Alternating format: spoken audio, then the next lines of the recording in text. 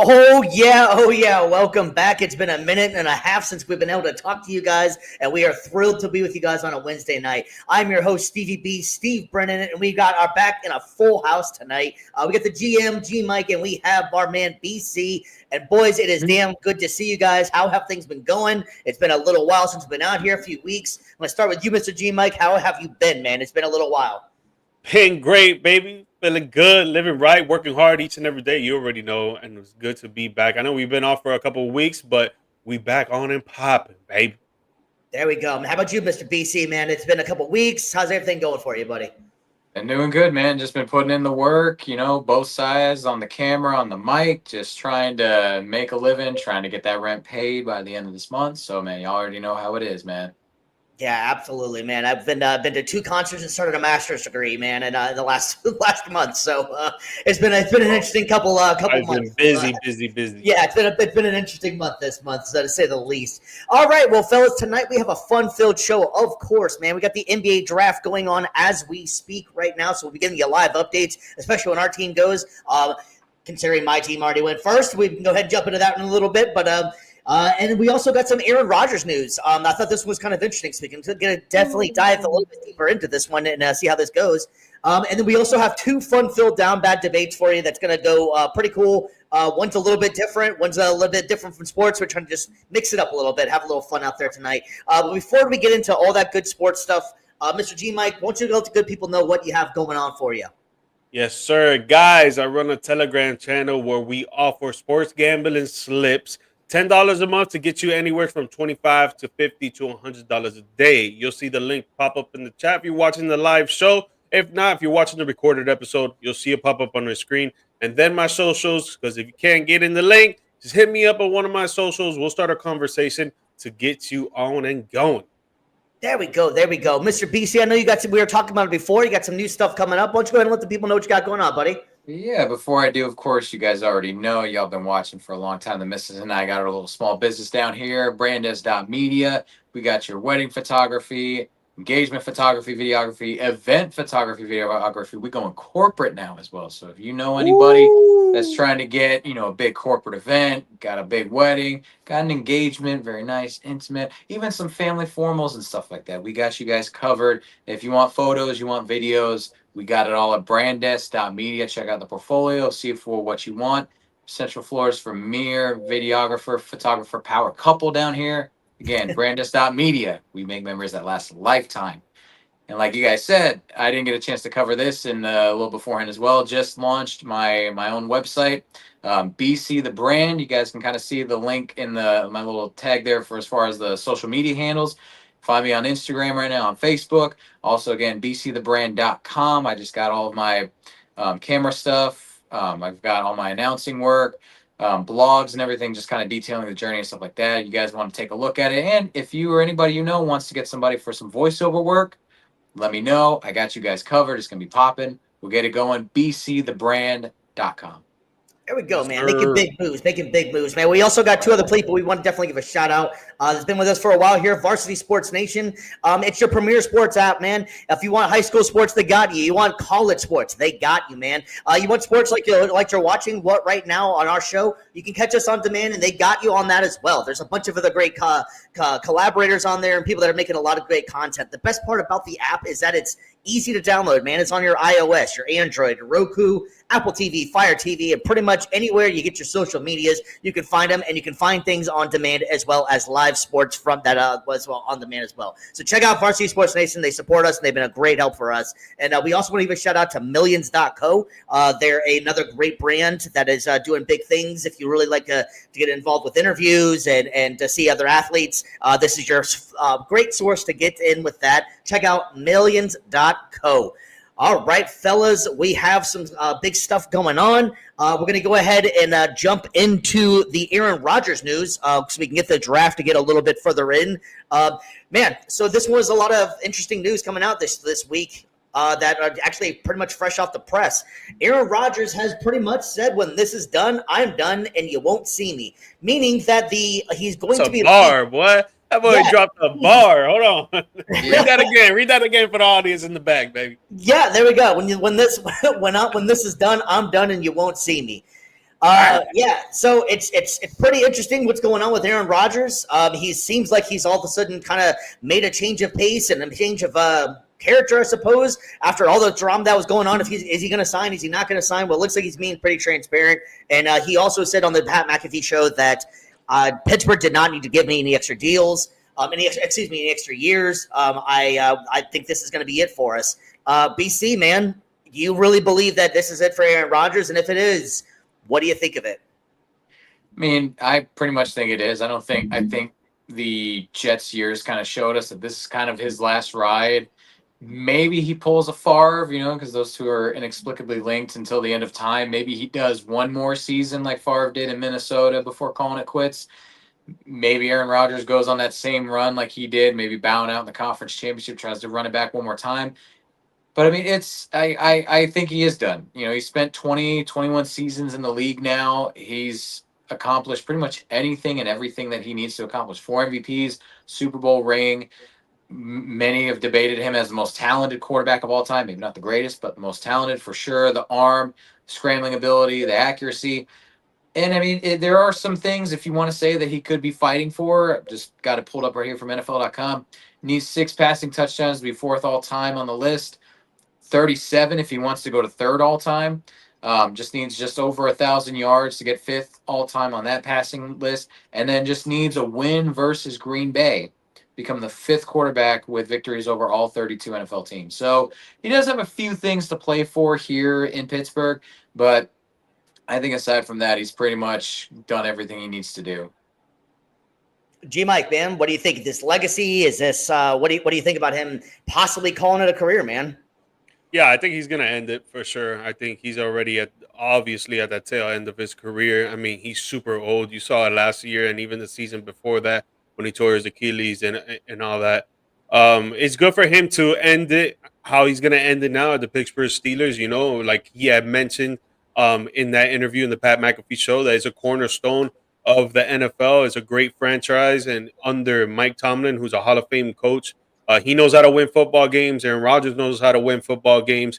And he could be a great mentor for Will Howard, which I think he's going to be a great asset for the Pittsburgh Steelers the next few years to come, maybe the next 10 years. Who knows? But he did really well in Ohio State. He did really well in the national championship. He has a lot of IQ out there on the field.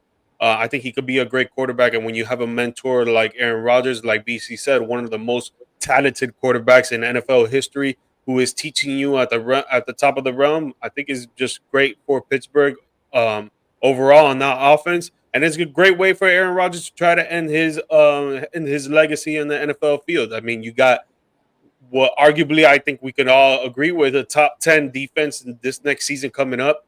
Yeah. They've made moves and they've always been in contention when it comes to their defense. They literally made the playoffs last year just because of their defense. Mm-hmm. So you bring in a superstar quarterback. Yes, he's very old and he's on that tail end of his career. But you bring in a quarterback like that who can maybe do some work and get this offense going. Got a top 10 defense like that, mesh it together, and hey, you're getting an NFC championship run. Who knows? But I think he does call it a quits after this year. Yeah, and I think what's the interesting with Aaron Rodgers at this point in his career is that, you go back to not that long ago, Peyton Manning. You go back to even longer than that, John Elway. A lot of these guys at the tail end of their career, they were on good defensive teams that helped kind of carry it along the way. With John Elway's case, he had Terrell Davis, and they were just smart enough to hand out the ball. I think he only threw for like 124 yards, something along those lines.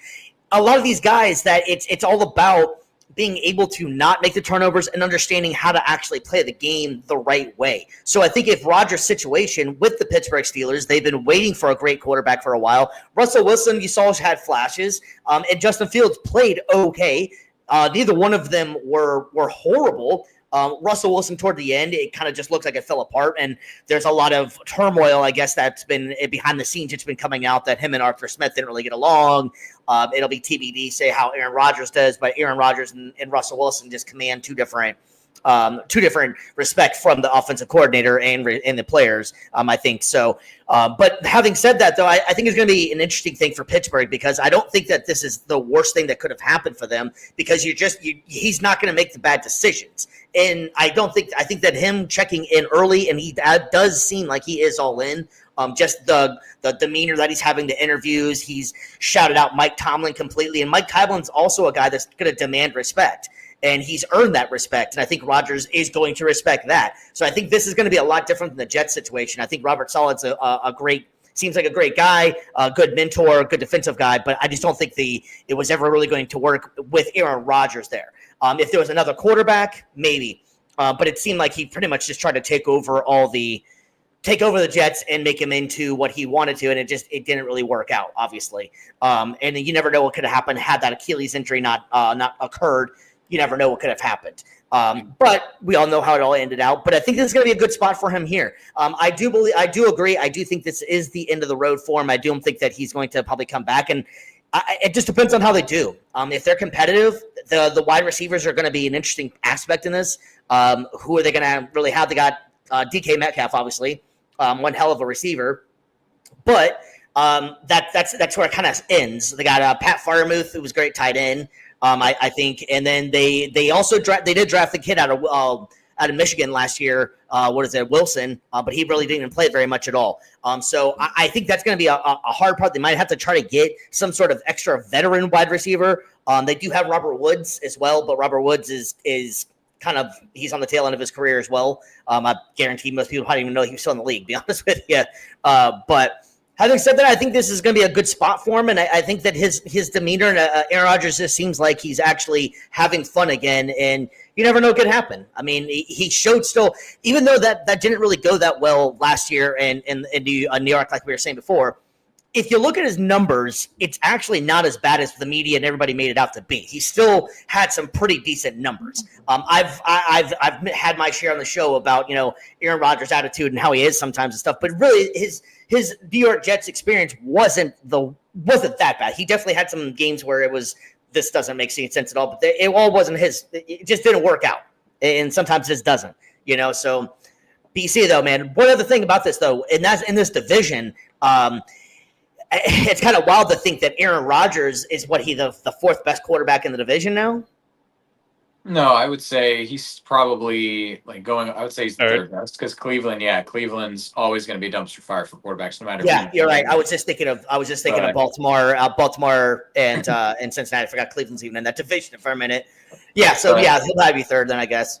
But I will say though, the fact that when not to try to compare this to Brady and everything, but when he came to Tampa, a lot of people were kind of doubting how good the Bucs team was going to be. They thought, they have some young pieces, they have a decent defense, but he's going to be like the third best quarterback in the division. You got Drew Brees, and I think Matt Ryan was still in the Falcons at the time. So he's just going to kind of phase out. This might be like a last gasp or whatever, and then turn out and win a Super Bowl. So it could very well still work. Pittsburgh does have all the pieces. Like we said, that defense is going to be potentially top 10. And then again, wide receiver might be a question mark here, there, tight end maybe. But I still think that if there's any player that could go out, with a hurrah, it's Aaron Rodgers. And I think if he does win the Super Bowl, if somehow Pittsburgh wins the Super Bowl this year, I think he retires, he calls it a career. And I think that he does what Brady never could do and go out on top.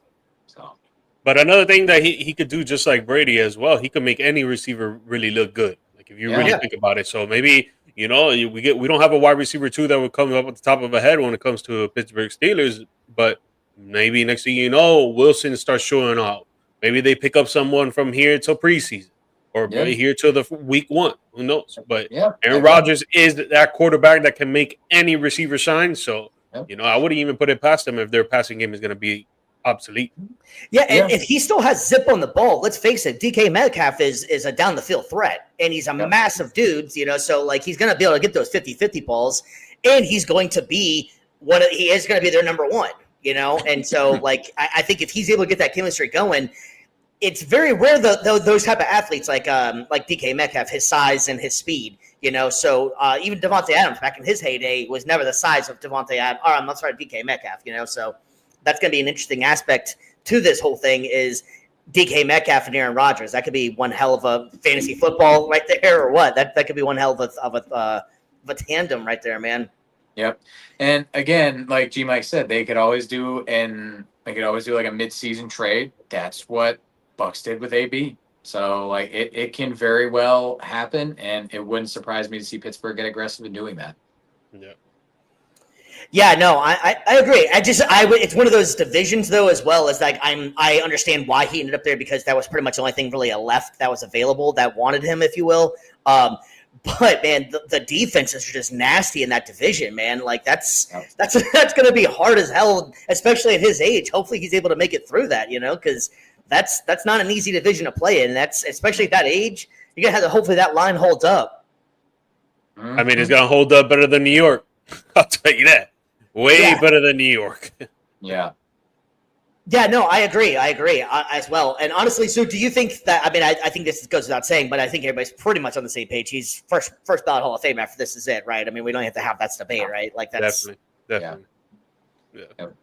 Yeah, no, I totally agree, and he's easily one of the greatest quarterbacks as far as talent-wise goes and stuff. I do think his career was a little bit underwhelming as far as rings go, but I mean, let's face it, not everybody can win as many as Brady and Mahomes at this point, and so. Yeah, everybody can have great defenses as the Patriots did. Yeah, no, I agree, and have just have obviously one of the best coaches. Man, all right. Well, like I said, the NBA draft is currently live and in person going on right now, and a surprise pick that I'm not very excited about at the moment. No! Go ahead now, that is Steve. It's your boy. I'm trying hard not to curse, man. It's your boy, Stevie. Go ahead and announce it. Yeah, man. I was hoping, honestly, that he ended up in Orlando for you guys. He might. I'm sorry, for BC. I was really hoping that he landed there. That would have been a perfect spot for you guys. I wish he would have went somewhere else, man. He's just a winner. Gonna die. Honestly, it's one of those situations that for Walter Clayton, I think that he has a real chance to be an actual star there. Like. Hell no. The Wizards do not know what they're doing with no star ever. The only star that they know what they do is John Wall and Bradley Beal. Even then, they still screwed it up. So, he's going to die. No, him as a player, I do agree with that for sure. But I'm talking about the team. Yeah, that's what I'm saying. Like, yeah, he's gonna ball out. Like I've seen this kid in high school, and he's just as good as he was in high school as he was in college. Like he's gonna be a star. It's just why in Washington? Like he's gonna be like Bradley Beal. His career's gonna they're not gonna do anything. Man, I really did not. I feel bad for him. I wanted him to come to Orlando. I wanted him to go to Orlando bad. I think that was the missing piece. Even Miami, keep him in the state. Like he's so good. He would fit on either team so much better than Washington. Like, great. It's also great too because we were talking about a little bit of this before the show, just in pre-show stuff or whatever. If you haven't got a chance to see it, I'm sure they'll be showing it on social media and different stuff. But his reaction is the reaction that you want. He was in tears. He's excited. He's happy and stuff. There's been a lot of these kids we were talking about before, huh? Don't get me started. I mean it's wild. Like you can just see the fact of he showed the emotion that you would want to see out of some of these guys. Some of these guys have already been on camera and either forgetting that there's cameras around or what, but clearly are not excited about what the places that they're going. But Walter Clayton, is just happy to be in the NBA now. So that's his personality. There. Well, he was always kind of undervalued, I think, with regards to his size, 6'2", 199. Everyone was like, "Oh, he's not going to be anything." It's like the dude at every single level has played above his size, including football. Yeah, so it's like I don't want to hear anybody say, "Oh, well, he's not worthy of getting drafted in the first round." This high. No, the dude's a stud. The dude busts his butt. He hustles on every Wait a second. Okay. We are completely wrong. He's going to Utah. Oh, yeah. Oh, my word. He's going to Utah instead, actually. What, because it was a trade? Because yeah. That's part of a trade. I had the volume off. I didn't see what that happened. He's going to Utah instead. I am still breaking news, though. Views from the stands. Yeah. I'm still not high on that pick, He's going to Utah, so I still see it as Wizards right now. I guess they haven't updated it yet. Well, yeah, no, I see it on ESPN. It says straight to Utah. It's just, oh, man, dude, still going to die, man. Yeah, it's saying 18th pick, Wizards, but I think the pick is the rights are going to Utah. Darn you, Mormons.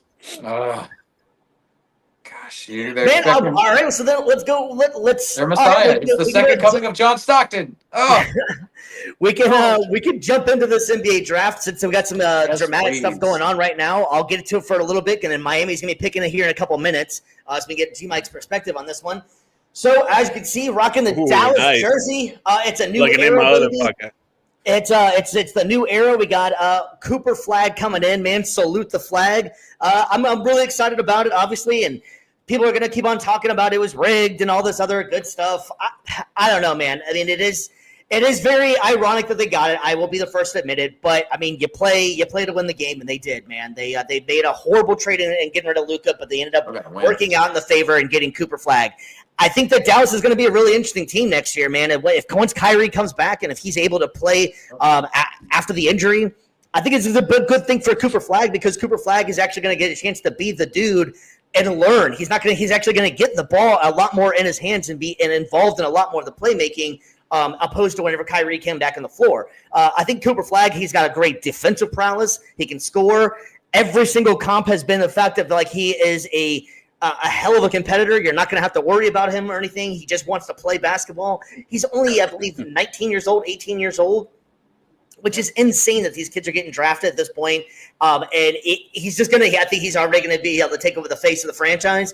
If you can see the hashtag I got going on there, Dallas has already released his jersey tonight. He's going to be wearing number 32 unless anything changes, but he's going to be wearing number 32. The fans are really excited about it, and it's an interesting aspect that if you're going to lose Luka Doncic, that you're going to end up getting this guy because they are the same in the aspect of that they're generational talent, but they're totally different because his defense is so much better than Luka's defense ever was. But Luka obviously has, the Luka magic. He can do a lot of stuff. But I think Cooper Flag can also handle the ball pretty well as well. So I think he's going to fit in with Dallas, and Dallas is going to have one hell of a big team. Cooper Flag, I believe, is 6'9", 6'10". You're going to have Gafford out there. You're going to have Lively. You're going to have AD.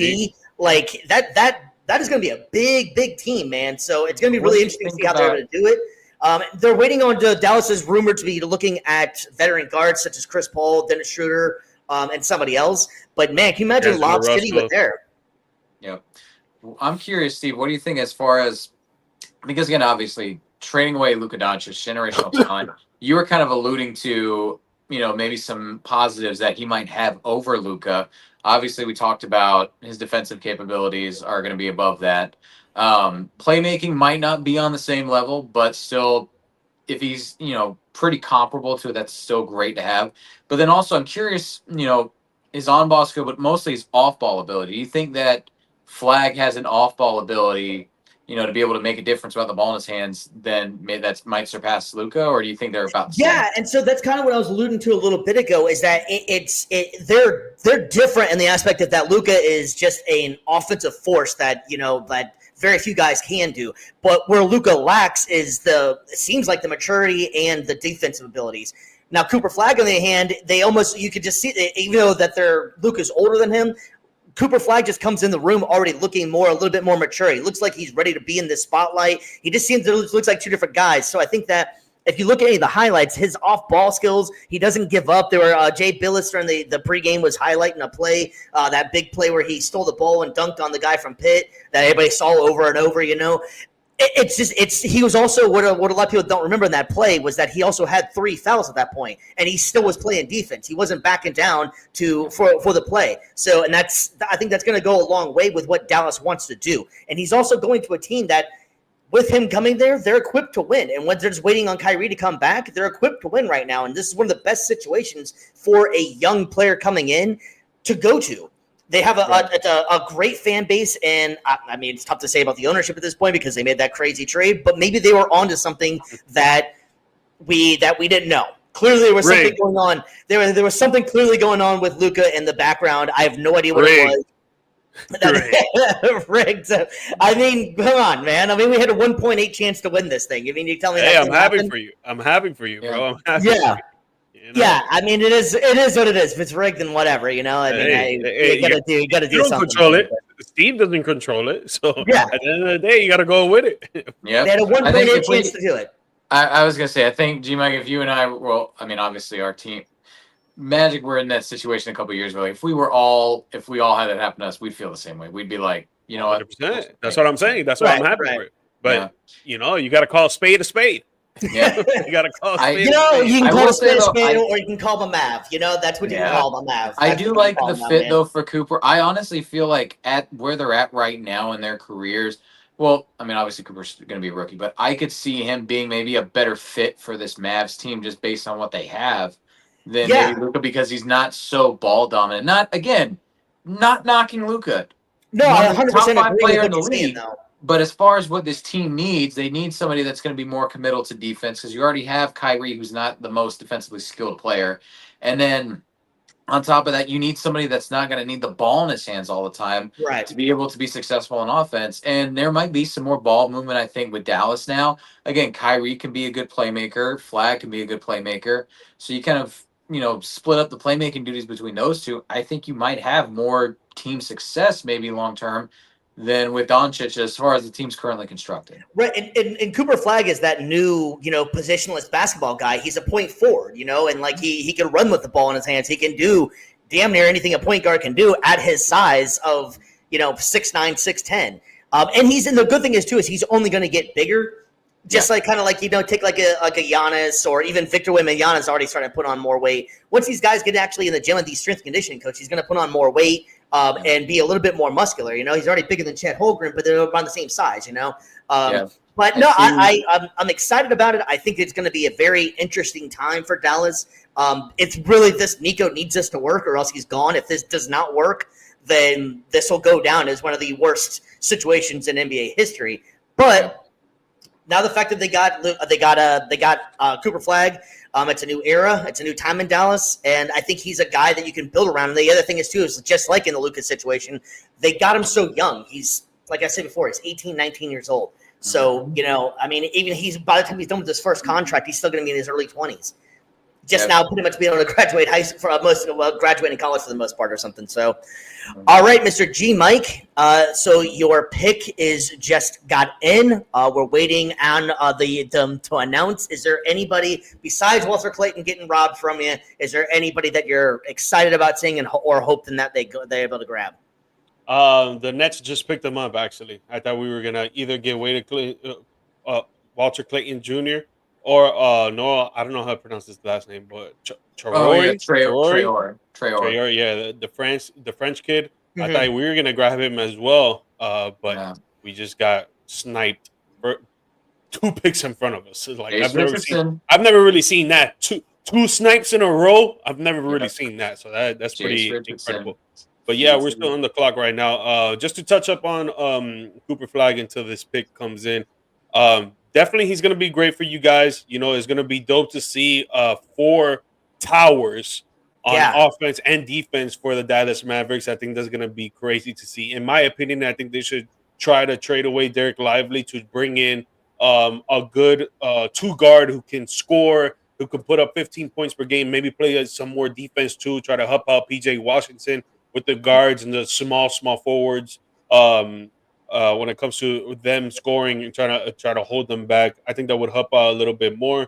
But if they want to keep staying on the tall side of everything, those 4 running together, I think is going to be pretty dope with Klay Thompson. And when Kyrie comes back as well, I do think the Dallas Mavericks are going to try and sign a point guard as well. I think it will probably be Chris Paul. If not, I would like Chris Paul. Yeah, or Malcolm Brogdon. I mean that would be great. I've seen rumors of Malcolm Brogdon. I've seen D'Lo. I've seen Dennis Schroeder. Either one of those would be great for you guys. A good backup for Kyrie until he comes back. And even when he does come back, any 4 of those guys can play well with other guards. We've seen it happen. And when you're talking about these specific guards, so I think it would be dope for you guys. I still got the Mavericks in the mix when it comes to the Western Conference. I think they can still make runs at it. They just last season, Luka didn't play for 25 games. Then eventually he got traded. AD comes in the mix. He only played the first game. Then he didn't play for another 3 weeks. He came back, but it was already at the end of the Mavs season. So they were, already in the play-in mode. They had to go and do some play-in action. Unfortunately, they lost. But, I still think that the Mavs can do something in a West that, it's very competitive. Obviously, OKC, they just won the championship. Minnesota Timberwolves are still there. Denver Nuggets are still there. The Lakers may be there depending on how Luka and Braun come in this year and what trades they make or what signings they make. So, it's going to be tight for sure, but I still got the Mavericks in the mix, honestly. Oh, I agree. It's still tough to see that Luka went away, but getting Cooper Flag is it changes everything. And I think that's the dynamic that Nico and those guys had in mind. All right, my man, your pick is in, and I wanted to see you try to pronounce this one and just to have fun with it. All right, I'm gonna try and pronounce it. Ready? All right, let's Kasparas, Okay. Jack Eunice. Yeah, perfect. Right? Perfect, right? Exactly how he says. Where's he from? He's from Lithuania. He's a 6'6" freshman, 200 pounds. He averaged 15 points, 6 rebounds, 5 assists, and he shot 44% from the field. Okay, so he's a scorer. We needed a score. We tried to get Kevin Durant. That didn't work out. Tyler Hero, he really upped his scoring capability last season. We need Bam to do that as well again because he took a little bit of a step back when it came to the offensive end of the ball. But getting in a shooter like this, a guard that can score with Hero, with as of now Andrew Wiggins until there's rumors that he's going to get traded, so we'll see. But as of now, Andrew Wiggins, those two they can easily be put up 15, 20. Hero even sometimes 20. 30 points. So bringing in a guard that can actually score and help out the offense when it comes to shooting the 3 ball or just scoring, it's a win. It's a win for us. So I like the pick. Yeah, I think it's a good pick for Miami as well. He's a playmaker, and he also played in the Big Ten too as well. So he's played in one of the best conferences in basketball. So that's good to have out there. And he also is a good facilitator as well, which I think something Miami could definitely use a little bit help on the facilitating end. What guards you guys have right now? Right now we have Tyler, we have Davon Mitchell, we still have Duncan Robinson, if you consider him a guard. We still have what's his name? Trey Burks? No, not Trey Burks. I think it's Trey Burks. You got Ware too, or something, right? Well, Ware's a center. But our guard position is pretty solidified. We got Josh Christopher. We still got Triple J, even though he didn't get a lot of playing time. Pelly Larson, which he's more of a defensive player, but he did show spurts that he can actually contribute on the offensive end. We still got Terry Rozier, but a lot of Heat fans, and including myself, want him to get shit up out of there. Terry. Yeah. So our guard play is right now average. Alec Burks. I'm sorry, it was Alec Burks. Our guard play is pretty average. So for this young kid to come in and try to prove himself, he will have a chance to prove himself. Drafting him seems like we are gonna get shipped out Terry Rozier. So I'm pretty happy about that. I like Terry. Super heartbroken. When he was coming in, I liked him, bro. I know. I really did. When we made that trade, I thought he could elevate our offense because we needed a scorer, and that's what he was when he was in Charlotte. When he was in Boston, he was doing work on the offensive end. He was putting up sometimes 15 points, some games 20, other games even 20, 25, 30. But when he came to play for us, it seemed like in the beginning he was doing work for us, but then it just started going downhill, and we gave him so many opportunities last season, and he just shit the bed, honestly. And whatever, good riddance. We got to do what it does, and we got to improve our roster. And if we're drafting a good scoring guard like this gentleman from Lithuania, Scary Terry, peace out, buddy. Yeah, that's that. Whenever I was excited for Miami, whenever I heard initially that Terry Rozier was coming there, I don't know what just happened. It just did not work out at all in Miami. I think he was like one of the worst efficient players in the league. Like it just fell. The wheels fell straight the hell off, man. Yeah, sad, but it happens. I will say though, the one thing that raises a little bit of a concern for me is as a scoring guard, he's only shooting like just under 32% from three.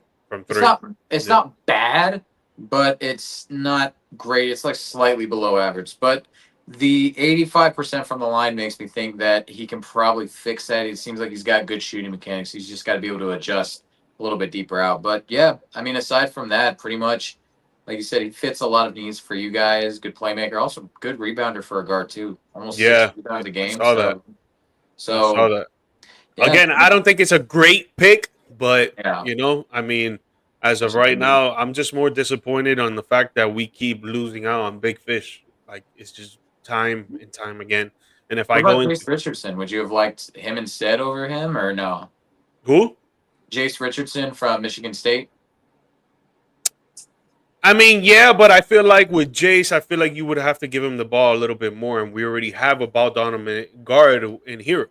Like Yeah. we can't have another ball dominant guard because then when you play them both together, we're gonna have small ball. And if you're looking at the NBA nowadays, it's going back to the big men era. If you're really looking at it, it's really going back to the big men era. So Yep. And that we can't be playing small ball while everybody else is playing big, and while those bigs are 7 feet tall, shooting the three as well. Like yep. And we need to match it. that's what I'm leaning more towards with my pick with the Magic, which we'll get to in a little bit. But yeah, I agree. It is a wild transition. It was the small, and then now it seems like it is kind of going to the big. But the big aren't playing like the traditional up the back you down big. They're having guard handles and shooting from half court shots like they're Steph Curry now. So like the big man has made a resurgence, but it's not the quintessential Shaq big man though. Like it is kind of wild how the NBA has made another transition again into another era of style of play. Yeah. Yeah, and Jace, my bad to cut you off, but Jace, he's a short guard. He's 6'3", and he's not that much of a playmaker. If we get a guard that's a point guard that can't play make, like that, just hinders us even more because we don't have a playmaking guard like that. We try to do it with Tyler Hero, but he's obviously more of a scoring first guard. We need more of a guard that's going to be putting up 10 assists per game instead of 2 assists per game. Yeah, and that's why for me, like with Magic, I don't really want them to go towards Chase Richardson either, just because he's undersized and he shot well from outside. So a lot of people are going to lean towards that, but it's not as big of a sample size as somebody like a Walter Clayton that is shooting high volume attempts, whereas Jace I think got like 4, maybe 5 a game. But I don't know. I'm not as high on Jace Richardson as a lot of other people in the draft, but. So we're up to I think pick number 21. Utah is picking their pick now. I'm pretty sure that one's going to get that traded to Washington, I believe. But so out of the picks that's happened so far, I know BC your team's coming up here in a couple minutes. Do you guys? Is there any good fits you guys like? Is there any kind of disappointment so far that you've seen in this first round, or is there anybody that you're like, man, I can't believe that one, or anybody that you're excited about? Yeah, the guy. Man. Oh, go ahead, BC. You ready, man? Go ahead. I was gonna say, as far as disappointing, or like somebody that was the biggest shock so far of the round, it's Yang Henson from China, like getting drafted by Memphis, but then getting traded to Portland. That's the biggest shock for me. Like of all the centers that were going to be picked, he was one of the more raw prospects. But if you're Portland, you're getting it. At first, I saw Memphis getting him. I'm like, you guys really traded Desmond Bane to get him and Zach Edey together. But for Portland, I kind of understand it. They're kind of doing a bit of a fire sale now. Like Anthony Simons leaving the team or being traded from the team for Drew Holiday. So it seems like they're kind of still stuck in this perpetual rebuild, so to say. So for a project, I guess it makes sense. But to me, there's much more better, more polished centers later on in the draft. I mean, even like the pick right after, Joan Beringer from France, I thought was a better NBA ready prospect. Maxime Reinhold and oh my gosh, his name escaped me right now. Ryan Kalkbrenner from Creighton. I thought those two guys had a lot of polish to their game too, and would have been better, I think, picks than Young. But it's a shock right there. And those two guys are kind of who I lean towards the Magic wanting, or I think the Magic should go for. You've got your starting 4 set 1 through 4. Now I think is a time where you solidify that 5th spot. And some people might be against starting a rookie center. I think why not if he's proven himself. A lot of Magic fans love Wendell Carter. I just am not really a big fan of his. Like huh? No, just really like a lot of people like him. I do not. I do not. And How do you, it's one of those things. Like his calling card has been the ability to switch onto multiple positions, which to be fair, he's contested, shots pretty well. But for a center, he doesn't block a lot of shots, and he doesn't really get a lot of steals either. Like his stocks are like he's averaged just slightly over one stock a game, so like half a steal, half a block, and that's not really good for you're supposed to be a rim protector at center. Doesn't really grab a lot of boards. He's averaged, I think, just over eight a game, and then he's averaged just over, I want to say, 11 points a game. So it's not he doesn't really do a lot for me as a center, the things that you want to do. And this past season, it was an awful year. Like he had career lows across the board. So I'm just not really confident. So I think they need to lean center in the first round. So how do you feel about? I know he's a little bit shorter than most centers, but how do you feel about Johnny Broom out of Auburn? I honestly, if I'm being, I haven't really done as much research on him as I have the other centers, just because I think I've fallen in love with more of that prototypical Yeah, seven because he's foot. 6'9". He's 6'9", 250. Yeah, so I don't see him necessarily being somebody that. Yeah, we literally just talked about it. Like small ball is kind of dying out, and I think guys like Dell and him are more of that, small ball center fit. That oh yeah, he can switch. He's a good switchable player on the Mhm. multiple positions, but he doesn't do anything for you outside of that. I want somebody. Go ahead. No, I was gonna ask you about the kid out of Stanford. He's Yeah, still Maxine. available right now.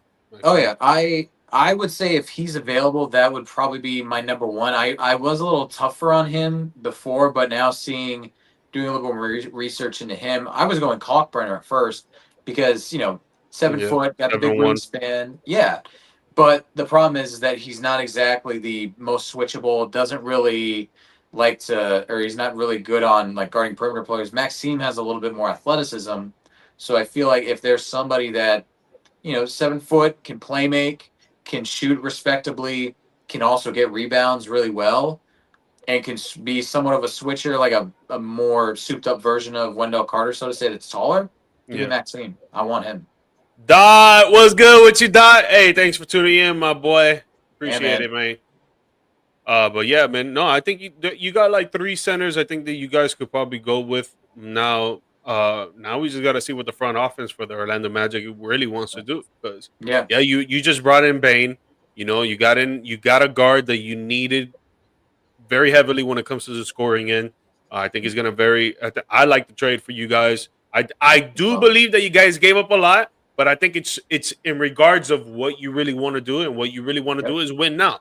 Yep. So I think it's good for you guys. Now you get. I think it will be smart for them to actually select the center. I think you're a part of the Magic organization, so I think you got to give a call to the front office and let them know, hey, draft this guy You're right. Maxine or Kyle Brenner. I got them on speed dial, man. I'll call them right now. Nah. Got him right now. But and I didn't get a chance to talk about that. I love the Desmond Bain trade. He was a guy I was super high on back in 2020 when we drafted Cole Anthony. I Mhm. wanted him back then. Everyone's like, "Oh, we gave up so much for him." Like, no, this guy is a borderline all-star, and he's going to fit this team perfectly like a glove. He's going to take some ball handling responsibilities off of Powell and Franz, let them cut a little bit more, let them do a little off ball. He can really be a big help for Jalen Suggs in the backcourt. Not going to take too much away from defensively for the team. And like you said, get a center this round. I still think they need like a backup shooting guard, that amazing shot player. And I think second round Kobe Bryant could be that guy with the first pick we have there. And then just maybe getting another backup or a third point guard. Somebody that can play make. And Ryan Emhard, I think fits that role perfectly. But sticking right now to round one, gotta go center, I think. Yeah, I agree. Yes, sir. W stream, baby. You already know that, and we on the sticks later in the Call of Duty, baby. Oh shoot, double dipping. Yes, sir. But yeah, man, Yeah, and so we got a you lot of was draft, baby. MPC. You was talking about a little bit ago as well. The Magic's had a lot of stuff happen the last couple of weeks as well. They had a rebrand as well. I know you were really excited about that. Yeah, man. You want to touch base We got on that a that little bit fresh. because your team's gonna be picking here in a couple picks. Now you can go ahead and talk about the rebrand as well if you'd like.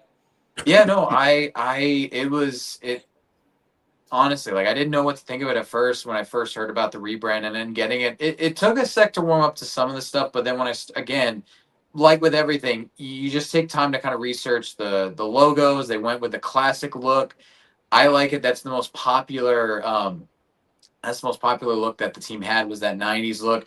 Same thing with the jerseys, going with the straight up pinstripes, not necessarily the kind that kind of went out. And then even the font too. Like I like it. Again, it took a minute to warm up to, but I do enjoy it. And then I think my favorite jersey from the rebrand has to be the ones that's like the throwback to the '90s warm ups, like the black that kind of goes into that blue right there. Yeah, Yeah. I think it goes pretty hard. So it's exciting. I think like it's a new season, new team, like new logos, like new players.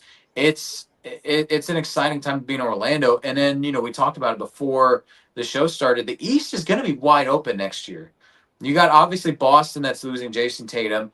Tyrese in the finals, like him getting injured, like the Achilles there, he's going to be out. So really, the past two Eastern Conference champions and NBA champion with Boston, they're pretty much out of contention next year. So it is a now or never kind of thing for Orlando, and it's exciting to see them be this aggressive and pursuing guys that aren't 6'9" wings that are super athletic and can, can't shoot. It's nice for them to actually go for the fit, go for the need, and not just do what they've always done. And I think now I think this is going to be a team that could be top 3 easily, maybe even top 2 in the East next year. Yeah, well, I mean, that's also, we always know, 4th of July is right around the corner, and that's always some major NBA news, usually involving Kevin Durant or something, it seems like. But having said that, though, Orlando still, they have their pick coming up here in 2 picks. They still could make another splash move as well. I mean, it's not saying that it's over because free agency technically hasn't even started. There's just already been a lot of trades and stuff going on. So, that's an interesting team to watch out for because with all those injuries, like you're saying, it's definitely a win now situation. Philadelphia is going to be interesting to watch out for, because they don't have to go through as many teams. I think you're completely right. I think Orlando has a damn good chance to really make a major leap next year. Just the East is going to be definitely very much wide open, and especially after free agency, we can kind of touch back on this and kind of go over that a little bit more. But I totally agree with you, man. I would be very excited as an Orlando fan right now because you guys have the core starting to work really well. Franz and Paolo and Jalen Suggs is coming back, and it's just going to be interesting. Now they got Bane, it's just going to be interesting to see. And that the Magic definitely did give up a lot in that trade. But it's Cole Anthony. I know everybody in Orlando loves Cole Anthony, but he's a replaceable guy. You can replace what he did on the team, I believe, with either free agency or even in this draft, this pick that they're about to make here in a couple minutes. But it was future picks, but I think it's definitely a win now situation. Yeah, and the thing is, most of those picks, if they're betting on themselves to be a top 2 or top 3 seed, so if they are, by the time those picks come up, they're all going to be high 20s. So, and again, Desmond Bane, pick number 30 in 2020. So I definitely get it. But again, I would rather take the surefire thing. And a lot of people aren't talking about it as well. His contract is set for the next 4 years. We don't have to worry about re-signing him. We can make a run with him. And the only guy out of that core 4, I'll be the name for him, that we need to worry about re-sign or the extend is Powell. And I know that I think he's bought into what the team is doing. So I don't think we really have to worry about him. So you have these guys that are all relatively within the same age range, like 2 or 3 years apart at most. They're young. They're all going to peak and hit their primes at the same time. And they're all under team control for the foreseeable future. This is a perfect situation, and I would rather give up a bunch of draft picks that you don't really know what you're going to get versus a surefire, amazing core 4. There was rumors that that you guys were still trying to go for another player, and the top player that I saw that you guys were trying to go for is Paul George. How would you feel, Paul George linking up with Bane, Paolo, Franz? Obviously, other players would have to be involved in that trade or picks or compensation, so you can't really keep Suggs, in my opinion.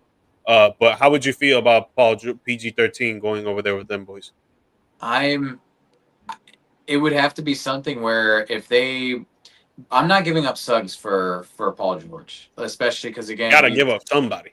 I know. Well, I'm saying it would probably we would have to give up. Well, if it's from the core 4, I'm saying no right off the gate. But if they're willing to take a Jonathan Isaac and a Tristan Da Silva and another pick or something like that, I could maybe see it. But then again, he's going to be coming off the bench then in that situation.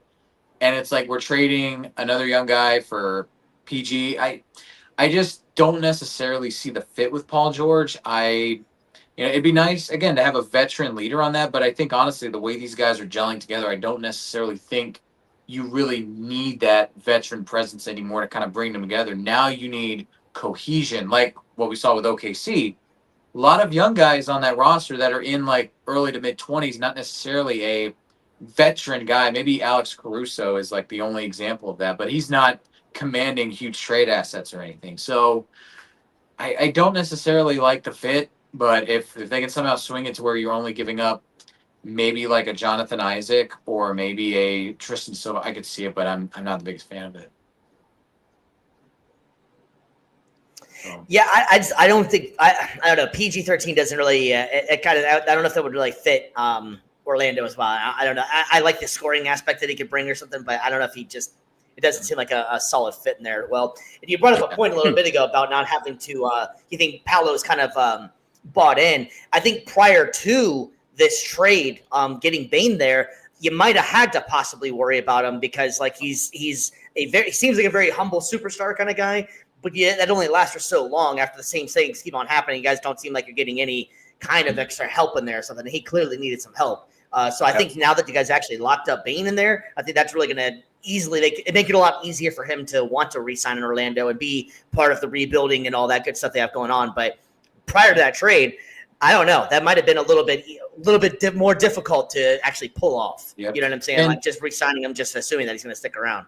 Yeah, and some of the pieces that they were talking about trading him for, they were all guys that were going to be on expiring contracts. Anthony Simons, Kobe White, and we would have had to give up, I think, significantly, maybe not significantly more to get them, but again, what you giving up, multiple draft picks and probably a player or two for a guy that's probably going to be gone the year after. So, I like, and Bane, for all intents, I know obviously you got to say that you're bought in and stuff like that when you first come in here. Like, it's not, but he seems genuinely interested in when he came to Orlando, when he got traded here. And I think I remember reading an interview or seeing it on a magazine, newspaper, something where when he went to his agent in the summer to go over trade destinations, Orlando was the top of the list because of the young players that he had and the fit that would have been there. So, like I said, I wanted him back in 2020. I was disappointed when we didn't get him, but you know what? 5 years later, it's all good. It's on the squad. I'm looking forward to it. All right, so we're going to go ahead and jump into one of our DownBad debates. We got the Orlando Magic pick coming up in a little bit, so we're going to go ahead and do our debate. So we can jump back in and get Brandon's reaction to the Magic, and then we'll end up probably just wrapping that thing up after that or whatever. So we're going to go ahead and jump into this debate. This one's going to be kind of fun. It's a fighting-themed debate here, and you guys just have to let us know what you think here. Also, I can break it down for you on the screen here. The idea is to make $10 out of these fighters here. You got John Jones, Mike Perry, Yulia Romero, Ilya Tapia, Alex Pereira, Max Holloway, Tom Aspinall, Patty Pendleton, and Conor McGregor. Each one has their own value over here. Mr. BC, you're up top. I guess you're in good thought here. Real quick. How are we gonna do this first? Let's set up some ground rules because last time. You know what?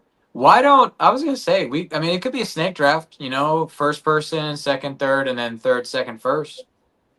Pretty much. But one of us might have just only two fighters. Yeah, I think the idea would just be to come up with make it $10. Whatever you want to do to make it $10. You gotta pick one from each one.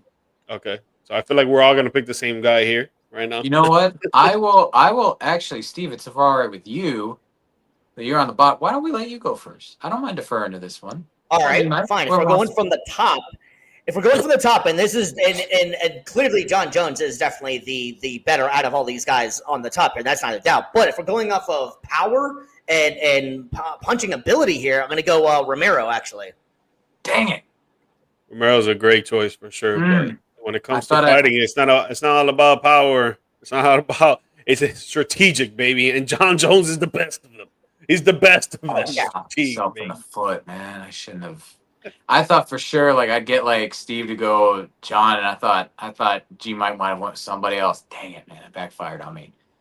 Well, I guess I'm gonna pick from the bottom two then, since I got some time. Since I already know who I'm gonna get then for my fifth. So give me For my number, let's see. Give me for my number 3. Give me Max Holloway. Feeling it. I like Iron Jaw right there. And then for my number 2, or $2, give me Conor McGregor. All right. For $3, I'll take Ilya. That's how you pronounce the name? Topuria? Ilya? Yep. First name? Topuria. Yep. Man, come on, man. I got John Jones, the GOAT, and right now that's a rising superstar in the, what was it, the featherweight, and then now in the lightweight. Mm-hmm. They're going crazy. Yeah, I mean, I'm all right with this though. Actually, give me Alex Pereira any time of the day. I will take that any time of the day, and I'm up again now, right? Yeah. Yep.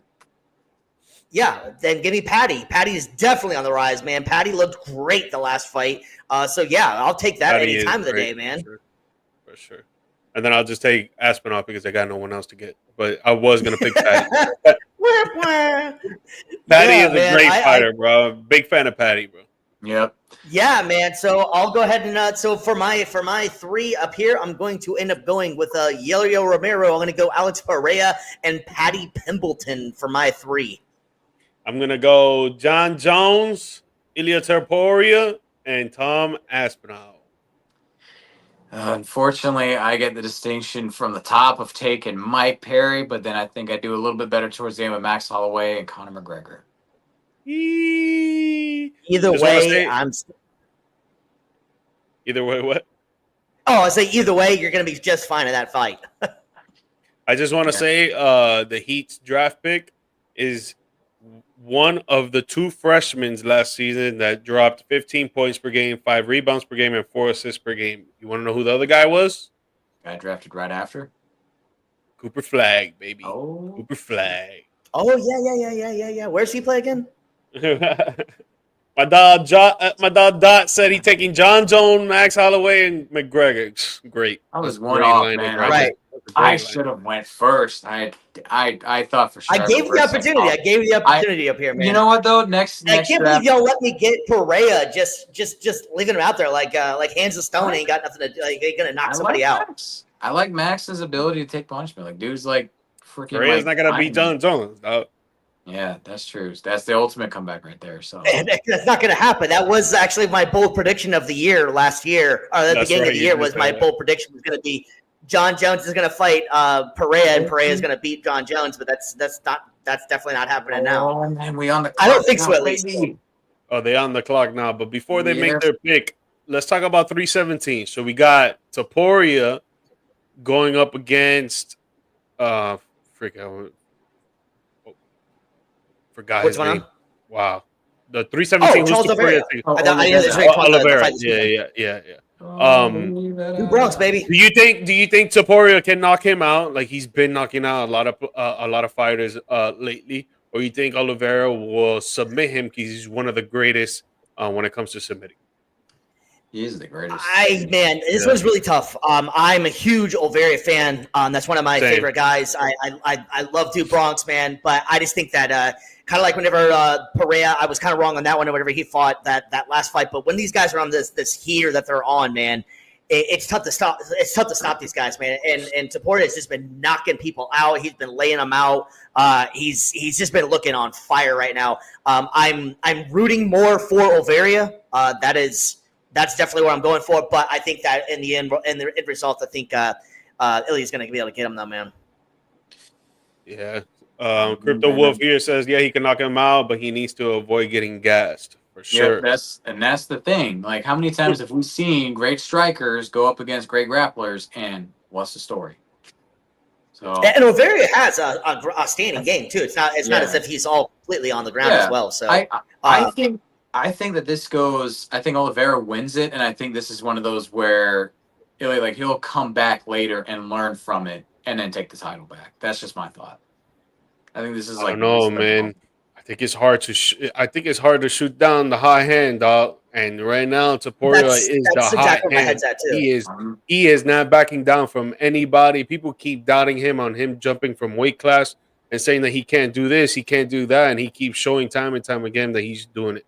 Not saying that he's going to take down Oliveira. I think it's going to be a close fight. I think if Oliveira does get him on the ground, I think he could definitely win that for sure. Like I said, he's one of the greatest when it comes to submitting. But again, Topuria, if he just gets that one good lick, it's done for him. Right, it's impressive the people he has been able to beat, and it's like a bunch of guys that like have never been knocked out before. You know, like that's impressive. The knock some of these dudes out that he has. I mean, and the guys that he already has beaten, that resume is already pretty sick to begin with, and it's all been in with the last few months or so, last year. So I mean, that's impressive as hell what he's been able to do. Mm-hmm. Yeah, and I think the co-main event's gonna be a pretty fun fight too. So I think this card is gonna be pretty good. The last card, that last major one, 316, was a lot of fun as well. We didn't get a chance to talk about that one, but that was a fun one as well, man. I'm trying to look up the co-main event right now. I don't see it here on the lineup. Yeah, I agree. If Oliveira is able to keep this going past round 3, I think he's got it won for sure. What's the co-main event? Right, Because I can't find it here. We'll jump back to that in 1 second real quick. The pick is in, Mr. BC, my man. Is there anybody that's left on the boards that you're kind of hoping for now? Because I know a couple of these guys that you want to see. That's my favorite right there. Maxime Reinhold. Ryan Kalkbrenner. Or Yannick Conan Niederhauser. Any of those centers right there. Jürgen Fjürgen.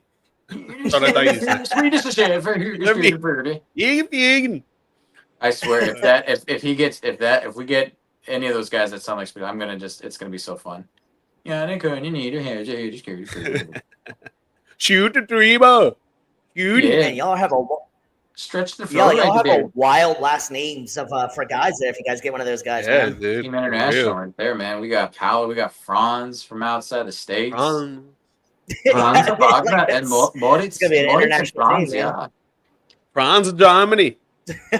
Franz, you got the Wagner brothers. Yes, and then you got. And you get Mo Wagner to come back. I think there's gonna be a good. If we get Mo back, that's gonna be a stud.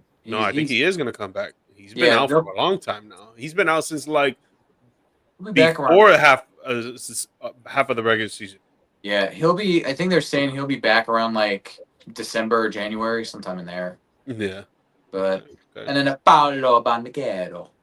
The Italian. Yeah, you know what's kind of wild too is that it's kind of cool seeing some of these kids that their parents played, and now you're seeing like their kids actually go. Like Ron Harper's son, he got drafted, I believe, 2nd overall to was it Dylan Harper to San Antonio. Like it's kind of cool. Some of these guys have their legacy is carrying on of some of these people. And one more kind of cool thing I found out today, I didn't realize that about Cooper Flagg. His mom was a baller as well. His mom was, I guess, 1,000-point scorer for the University of Maine. So she could ball. And all right, man, BC, the moment of truth is in. The pick is in for the Orlando Magic, buddy. You got a drum roll going. Before we do that, is it far-fetched to say the Magic copied the Raptors and Brandon? You got Jace. No, boy, oh boy. Jace Richardson. He didn't get a center, no. Oh no! I knew that we were gonna get a guard. It's just I wasn't expecting it to be now. I was expecting them. They are really high on Dell. All right. Why? He shot 50% from the field. He shot 84% from free throws. He only averaged 2 assists.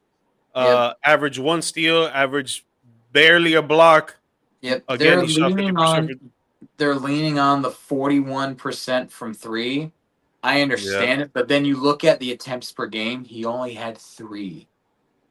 Like, it's tough. That's what most modern centers take per game. So I don't know. Maybe I'm just being too hard on him. Like we talked about before. Like again, working state championships, he was probably the most underwhelming of the sons of former NBA players. I get it. But maybe he's just going to take that leap. Maybe I am wrong. I think there's this better. I was highly impressed with him in the tournament, to be honest with you. He especially whenever they played Florida, but they didn't play Florida, actually. No, I take that back. But anyways, when Michigan State was playing, though, I watched a lot of that tournament that he was in, and he looked really good, man. I'm not going to lie. Like, I liked the way his poise was. He looked like he got some great defense. I don't think that's a bad pick for you guys, honestly. And I mean, he can probably come off the bench and be, so like I don't think that's a horrible pick. I mean, it would have been great, obviously, for you guys, but I will say, like, I'm not disappointed with it. Like, again, obviously, like, I would have wanted to go center here, but again, I've been seeing the way they've been making moves lately. Like, obviously, Desmond Bain, obviously, like, they're doing stuff differently. So I'm gonna trust that they see something in him that I just didn't see at the time. Like I said, and a couple years have gone by. He's gotten better at his game. Obviously, again, I wanted to see more out of him, but like you said, he did really well in the tournament. So I think that maybe just that growth and that progression over the course of the season going into the tournament is what won them over. And if they see him as the guy that's going to be that replacement for Cole Anthony, all right, let's do it. I'm just interested in seeing now what they do with their next pick. Like, are they going to maybe trade that? Are they going to trade maybe their last 2 second rounders and so they can move up and maybe draft a center early second round? Because there's still guys on the board. Those 3, if they make it to the second round, I could see them doing something like that. So, speaking of the second round, do you guys feel like the NBA draft should be 2 days or should just be one? I don't know why they're making this into 2 days. Like, just make it one long day. It's only 2 rounds. Yeah, I mean, I don't watch the draft, so I can really say anything. I don't know. It's just like to me, it's just boring, bro. Honestly, I'd rather watch it on ESPN. I think I get more entertained by just watching on ESPN and actually going through the stats and looking at videos and the videos that they actually show on live TV and the stuff that they say, because it's just, in my opinion, propaganda from themselves of what they want to say for certain players. So I like looking at it on ESPN on the draft cast, personally. Yeah, no, I just meant like I just feel like that the NBA draft, like the NFL draft, I get why it's a couple days. Like that's long. That it's multiple rounds and stuff. But 2 rounds, like cut out some of the extra BS of showing like people's reaction or something like that, and just get to the picks faster or something. I don't know. Yeah. I think it's silly that the NBA is doing a 2-day draft for the second round. I don't think anybody's gonna watch the second round. Yeah, most of these guys have pretty much like all these teams have made up their minds by the time the draft pick gets there. So. Like it doesn't need to be that long. So I think pretty much like with all of our picks, like I would say like I think we're all more or less like thumbs up for all of our picks. Obviously, Steve Cooper Flag can't be much more than like you probably got 2 thumbs up right there. Yeah, sitting real pretty. And his toes. Yeah, I got toes up too, man. Yeah. So and then G Mike, I think you and I like. It's one of those where it addresses a need, and it's one of those where we're going to probably see over the course of the next few seasons how it progresses. Not maybe an instant impact, but someone that can contribute to the bench in areas that we need them to. Well, I mean, for the past 2 years now, the Miami Heat have decided to be mediocre. So I've learned to live with it. Yeah. So I mean, I will say again for limited sample size with Jace. He also does play mistake-free basketball, and that's something that we've kind of struggled with as well, especially with the bench. Cole Anthony, love the guy, turned the ball over quite a bit. So, maybe we... Yeah, he was a risk taker, though. Yeah, and that's the reason why a lot of people loved him. And again, he was a legend on the team. He was basically the guy... I don't know about legend. No. No, the people here. I'm talking about strictly in the eyes of the people. You ask any Magic fan about Cole Anthony, most of them. He's a legend. Hell no. Bo Outlaw's a legend too. So, Bo Outlaw's a legend over here too. I'm just saying, like it is what it is. But so what is Penny Hardaway and Shaq? If they're legends, what are Penny Hardaway and Shaq? They're like gods over here. Man. They're like gods. They are, dude. It's basically their Hall of Fame. It makes sense. Yeah, I mean, like Penny, Shaq, T-Mac, and Dwight. Those big 4. Those are the big guys right there. But yeah, I mean, Cole did bring the team through a really rough time. When he was the first one that kind of ushered in this new core, but. I do like the fact that you're getting basically the same guy, but more efficient and doesn't turn the ball over as much. I'll take that. And he's the son of obviously Cole Anthony is too, but Jason Richardson was big time. The Golden State Warrior days, the Phoenix Sun days. One of the best. Even though obviously Greg Anthony was big time too when he played, but I feel like Yeah, Jace, he does have the potential for sure. If you have Yeah. a parent that is involved in any sort of way in the NBA, and you're trying to obviously get it to the league, you get drafted by the Orlando Magic. You have upside for sure. Yeah, and if let's say maybe the Bane pick, or even like if they decide to deal Suggs, like I mean, you could slide him into the starting lineup. He could very well be that kind of efficient off-ball creator. It could work, but I think his role in this team, if he can be that, like I could see him being like a sixth man of the year kind of guy. At least Ooh. like for the first part. Whoa. No, I mean like that's like his ceiling. Like ceiling to be sixth man.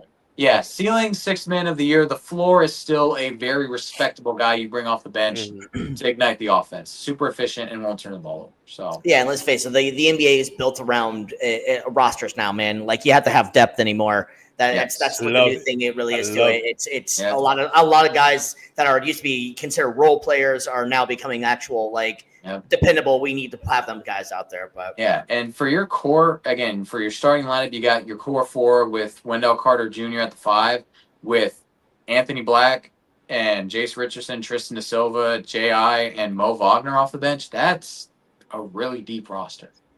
So I like it. Yeah, man. All right, fellas. Well, we're going to go ahead and wrap this thing up for the night, man. It's been a hell of a show, and it's been fun. It's been a little while for us. We're trying to figure out what the schedule is for the rest of the week. If we're not going to be able to make it around for this weekend, we're not 100% sure, but we will be back next week for sure. The NBA will have NBA draft reactions with both rounds done. And then we'll be jumping definitely into some more baseball talk and definitely getting a lot more into football because that's getting so much closer, and everybody knows we love football. So, Mr. G Mike, before we take off, man, you got anything for the people? Yeah, guys, if you could please like and subscribe, share the show with your family and friends, or even strangers that you see up out on the streets. We really appreciate the love, support, and the care that you guys have been giving us. We're getting a lot of subs on the YouTube channel. We get a lot of followers on the TikTok. We're trying to get our views. So if you guys could help us out there, it would be very greatly appreciated. Yep. Mr. BC, man, you got your new website out there. You want to promote anything or anything and say anything before we leave? I mean, I will just say it's really cool to be able to have that stuff out there, and also not just putting my work out there, but also to just being able to just talk about what the journey's been like, the ins and outs, the ups and the downs of being in this industry, and it's a grind. Anybody out there that is hearing this and they want to get into sports media, sports journalism, sports broadcasting, like any of this stuff, know that it's like any other job.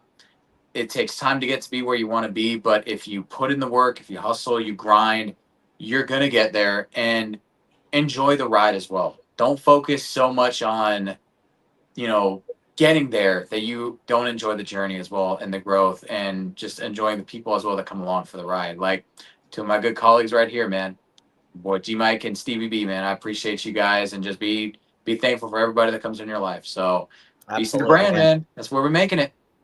Yeah, I want to give a shout out to Metallica, man. They put on one hell of a 2-day show, even in their 60s. I cannot believe that they're still able to do it like that. And then I wanted to give a shout out to Vetix for hooking it up to go to my favorite metal band, Parkway Drive, last Sunday. It was one hell of a show. I Prevail was there. It was just an absolutely outrageous show. Pantera was at the Metallica show, and Iceland Kills, some of my favorite bands. So it's been a hell of an awesome concert. So Florida, continue to get these bands out here, man, because we need good rock music. So we appreciate everything you guys do. Please, please, please like, subscribe, tell your friends, tell your family, tell your mailman. We don't even care who it is. Just let them know about Views from the Stands, and we will see you guys very soon. Peace. We is out. Peace.